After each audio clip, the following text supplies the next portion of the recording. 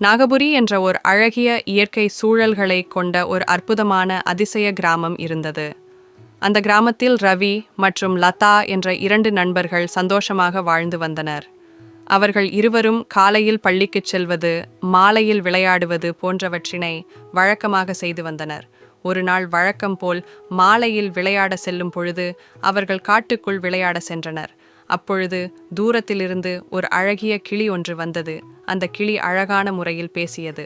அதனை கண்ட நண்பர்கள், இது ஒரு மந்திரி கிளி போல் உள்ளது என்று கூறும்பொழுது அந்த கிளி, ஆமாம், நான் ஒரு மந்திர கிளிதான் என்று கூறியது.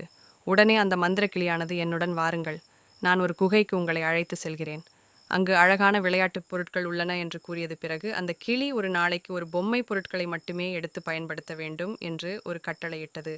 அதுபோல் அந்த நண்பர்கள் இருவரும் ஒரு நாளைக்கு ஒரு பொம்மைகளை மட்டுமே வைத்து விளையாடிக் கொண்டிருந்தார். ஆனால் ஒரு நாள் ரவி என்ற சிறுவன் அதிகப்படியான பொம்மைகளை எடுத்து விளையாட ஆரம்பித்தார். அதனை கண்ட இந்த மந்திர கிளி கோபம் அடைந்து, நீங்கள் என்னுடைய கட்டளை மீறி விட்டீர்கள் என்று கூறி அந்த குகையினை மூடியது.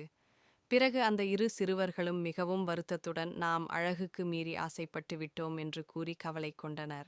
ஆதலால் சிறுவர்கள் அனைவரும் அளவிற்கு மீறி ஆசைப்படுதல் கூடாது என்பதே இந்த கதையின் கருத்து. நன்றி. மீண்டும் அடுத்த கதையில் சந்திப்போம்.